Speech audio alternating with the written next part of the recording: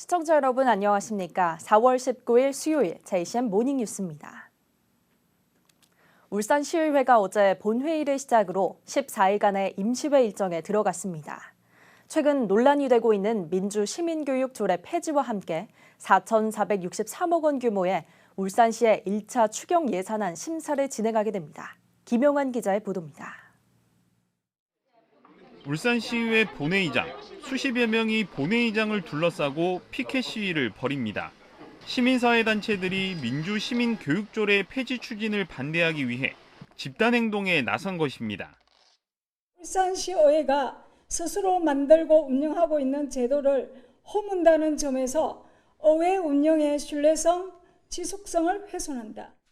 폐지 조례안을 대표 발의한 이성용 시의원은 혹시 모를 충돌을 우려해 본회의에 출석하지 않았습니다. 민주시민교육 조례를 두고 보수와 진보 간 첨예한 대립 양상을 보이고 있습니다. 오는 24일에는 찬반 토론회가 열릴 예정입니다. 시의회는 또 KTX 울산역 복합 환승센터에 조속한 공사를 촉구하는 결의안을 만장일치로 가결했습니다. 7년째 사업을 지연시키면서 3차 계획 변경을 추진 중인 롯데를 압박하기 위한 수단으로 분석됩니다. 롯데와 결박된 사항에 따라 공사 지연에 대해 강력히 조치하라. 하나, 울산광역시는 롯데의 변명에 휘둘리지 말고 공사가 재개될 수 있도록 모든 수단을 강구하라. 시의회는 이번 임시회에서 울산시의 1차 추경 예산을 심의합니다. 전국 최대 규모 파크 골프장 조성 예산 398억 원과 울산페이 발행 323억 원, 문화도시 조성 예산 27억 원 등 4,463억 원을 심의하게 됩니다. 이번 추경은 꿈의 도시 울산의 미래를 심는 예산입니다. 예산이 신속하고 적극적인 집행을 통해 시민들께 약속드린 공약 사항을 속도감 있게 추진해 나가겠습니다. 이와 함께 이번 임시회에서는 지역의 바이오 산업 육성과 지역 상권 활성화, 공무원 여비를 인상하는 조례안 등이 처리될 예정입니다. JCN 뉴스 김용환입니다. 천창수 울산시 교육감이 울산시와 구군 시의회와의 협치에 나서겠다고 밝혔습니다. 천 교육감은 취임 후 첫 울산시의회 임시회 본회의에 참석해 지역사회와 적극적으로 협력해 새로운 울산 교육에 울산의 자랑이 될 수 있도록 하겠다며 시의회는 물론 울산시와 기초자치단체와의 협치에 더욱 적극적인 자세로 임하겠다고 말했습니다. 김기환 울산시의장은 앞으로 학교가 학생들이 더 큰 꿈을 키울 수 있는 희망의 공간이 되는 교육 정책을 펼쳐주기를 기대한다고 밝혔습니다. 울산의 청년 유출이 심각해 실효성 있는 청년 정책 수립이 시급하다는 주장이 제기됐습니다. 권순영 시의원은 어제 시의회 본회의장에서 5분 자유 발언을 통해 최근 5년간 울산을 떠난 6만 명 가운데 53%인 3만 2천 명의 20대에서 30대 청년 인구라고 지적하고 청년들이 원하는 곳에 과감하게 투자를 해야 한다고 주장했습니다. 권 의원은 이를 위해 울산형 실리콘밸리 조성과 문화, 거주, 쇼핑시설 인프라 구축, 신규 대학 유치 또는 분교 설립, 그리고 특화된 보육을 실시할 것을 울산시에 촉구했습니다. 울산시는 어제 제52회 전국 소년체전과 장애학생체전의 성공적인 개최를 위한 준비 상황 최종 보고회를 가졌습니다. 울산시는 안전을 최우선으로 경기장 등 체전 시설물에 대한 안전관리 대책을 마련했으며 참가 선수단과 관람객들의 주차와 교통 편의 대책도 수립했습니다. 특히 숙박 질서 확립을 위해 숙박시설에 예약 협조 소환문을 발송했고 행정 지도에도 나서기로 했습니다. 5월 16일부터 19일까지 열리는 장애인체전에는 4천여 명, 5월 27일부터 30일까지 열리는 소년체전에는 18,000여 명의 선수와 임원이 참가할 예정입니다. 최근 SNS 등을 이용한 비대면 마약 거래와 청소년을 대상으로 한 마약 범죄가 급증하자 울산지검이 마약범죄 특별수사본부 울산지역 수사실무협의체를 구성해 대응에 나섰습니다. 울산지검을 비롯해 울산경찰청과 울산시, 국정원 울산지부 등 20명으로 구성된 협의체는 마약범죄 정보 공유는 물론 수사에서 처벌까지 공동 대응할 수 있는 한 라인을 구축했습니다. 특히 청소년을 대상으로 한 마약 공급과 유통 등을 집중 수사하고 청소년을 상대로 한 마약 공급 사범에 대해서는 구속 수사 등 엄정 대응할 방침이라고 밝혔습니다. 한편 올 들어 3월까지 울산 지역 마약 사범은 72명으로 전년 동기 대비 63.6%가 증가했으며 지난해 기준 울산의 10대에서 20대 마약 사범은 100명으로 전년 대비 44.9% 증가하는 등 마약 범죄가 기승을 부리는 것으로 나타났습니다. 엠폭스 일명 원숭이 두창의 위기경보 수준이 관심에서 주의로 단계가 격상됨에 따라 울산보건환경연구원도 24시간 비상근무 체제에 돌입했습니다. 울산보건환경연구원은 울산에서는 현재까지 원숭이 두창 환자가 발생하지 않았지만 확산 방지를 위해 24시간 감시와 대응 체제에 들어갔다고 밝혔습니다. 보건환경연구원은 원숭이 두창의 경우 피부 접촉을 통해 전파되는 감염병이라며 개인 위생 수칙을 준수하고 오염된 손으로 눈이나 코 등의 접촉을 삼가해 줄 것을 당부했습니다. 지난 17일 아침 7시 반쯤 20대 어린이집 교사가 출근길에 횡단보도를 건너던 중 뺑소니차에 치여 중태에 빠지는 사고가 발생했습니다. 경찰이 추적 끝에 달아난 피의자를 잡고 보니 20대 남성이었으며 면허 취소 수준의 만취 상태였던 것으로 밝혀졌습니다. 보도에 김나래 기자입니다. 4차선 도로 위 멀리서 차량 한 대가 속도를 내며 달려오더니 횡단보도를 건너던 보행자를 치어버립니다. 만취 상태였던 이 운전자는 당시 횡단보도를 건너던 20대 여성을 치고 달아났습니다. 어린이집 교사인 20대 이 피해자는 출근 중 사고를 당한 것으로 밝혀졌으며 현재까지는 위독한 상태입니다. 택시 기사분이 말단에 하셔서 바로 해송을 진행해서 바로 치료를 들어갔던 걸로 알고 있습니다. 그때 뇌나 소리 다 부러졌었고요. 뇌로 손상도 많이 받고요. 경찰은 사고 후 그대로 달아난 A씨를 추적 끝에 자택에서 검거했습니다. 20대 남성인 피해자 A씨의 당시 혈중 알코올 농도는 0.131%, 면허 취소 수준의 만취 상태였습니다. A씨는 늦게까지 인근 술집에서 술을 마신 뒤 집으로 향하던 중 사고를 낸 것으로 밝혀졌습니다. 경찰은 특정범죄 가중처벌 도주치상 등의 혐의로 A씨를 입건한 뒤 구속영장을 신청했습니다. JCN 뉴스 김나래입니다. 제8회 울산 울주세계 산악문화상 수상자에 영국 산악인 스티븐 베너블스가 선정됐습니다.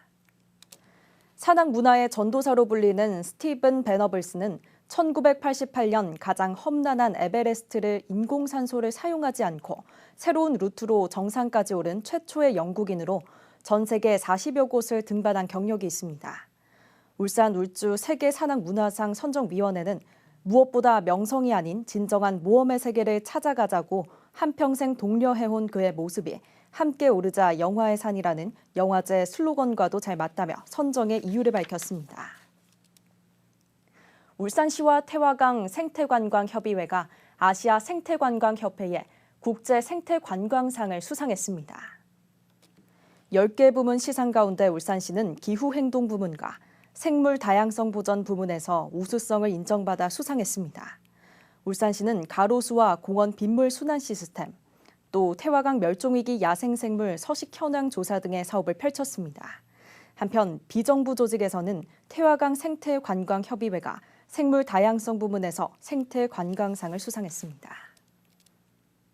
제31회 오영수 문학상에 정지아 소설가가 선정됐습니다. 오영수 문학상 운영위원회는 지난 14일 예심을 통해 올라온 5편의 작품에 대해 심사한 결과 정지아 작가의 단편소설 말의 온도를 만장일치로 선정했다고 밝혔습니다. 정 작가는 1965년 전남 구례 출생으로 장편소설 빨치산의 딸을 펴내며 작품 활동을 시작했으며 이호석 문학상과 시문문학대상 등을 수상했습니다. 울산지법은 공직선거법과 정치자금법 위반 혐의로 기소된 공진혁 울산시의원에게 벌금 90만 원을 선고했습니다.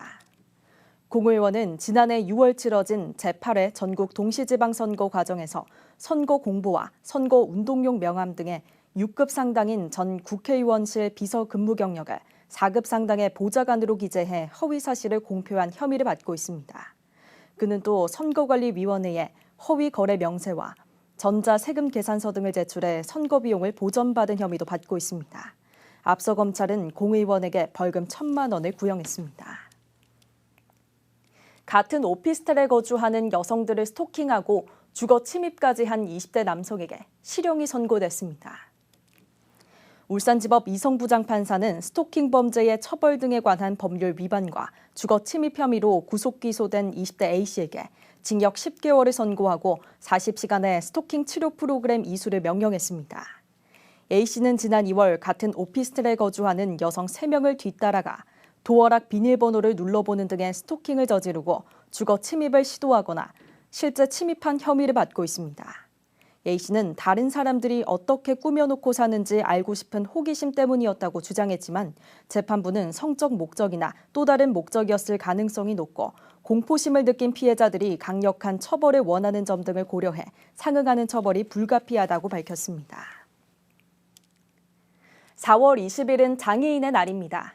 장애인의 날을 앞두고 어제 시청 앞에서는 장애인 차별철폐연대의 장애인 권리보장 집회가 열리기도 했습니다.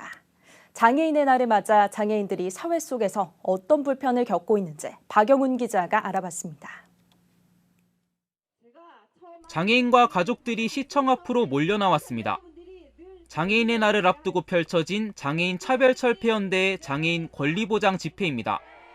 장애인의 일자리와 이동권, 범죄 예방 지원 대책 등 장애인이 비장애인들과 같이 평범하게 일상생활을 하기 위한 정책들이 요구됐습니다.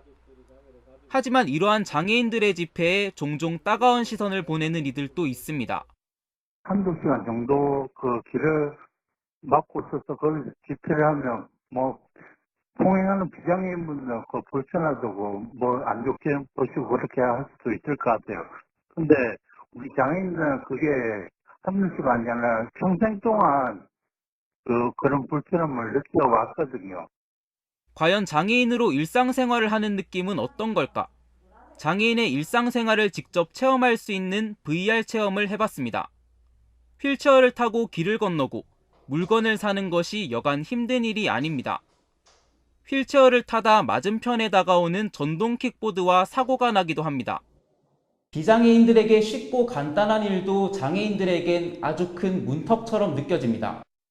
장애인들이 비장애인들처럼 자연스럽게 일상생활을 하기 위한 사회 기반 시설은 아직도 부족한 상황. 장애인의 권리 보장을 위해선 먼저 장애인에 대한 인식 개선이 필요해 보입니다. 아직까지 장애에 대한 관심과 인식이 부족하다는 것을 많이 느낍니다.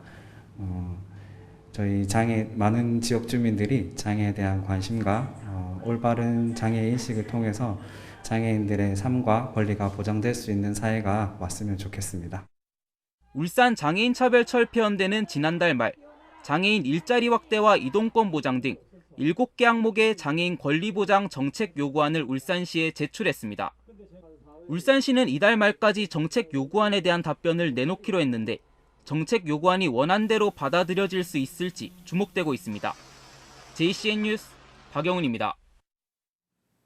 울주군 소재 비철 금속 소재 기업인 LSM&M이 어제 울주군 지역 저소득 소외계층을 위해 성금 1억 원을 지정 기탁했습니다.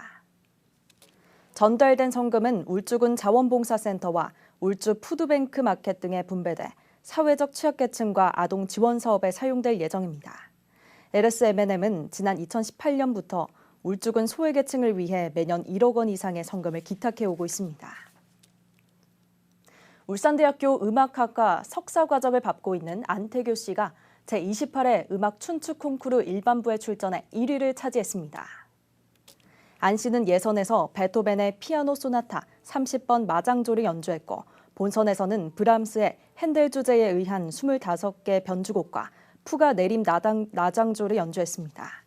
안 씨는 이번 대회에서 우수한 연주 기술과 음악적 표현력이 뛰어나다는 평가를 받았습니다. 남구청이 어제 3호동 3호공원을 시작으로 베스트 행정 서비스의 날을 운영에 들어갔습니다.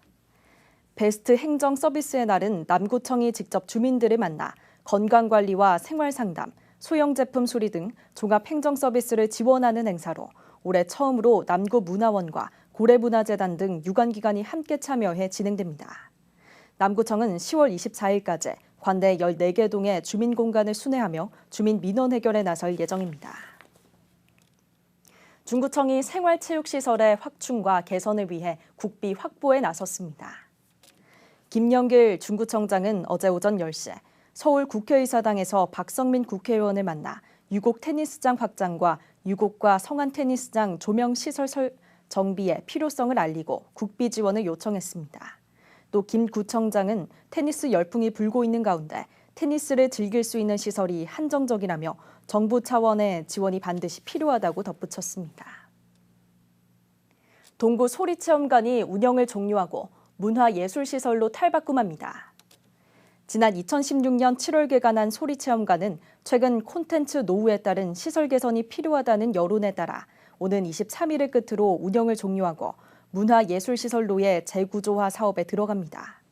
오는 5월부터 착공에 들어갈 계획이며 문화예술시설에는 어린이 체험관과 카페, 커뮤니티 갤러리와 야외 공연 공간이 들어설 예정입니다.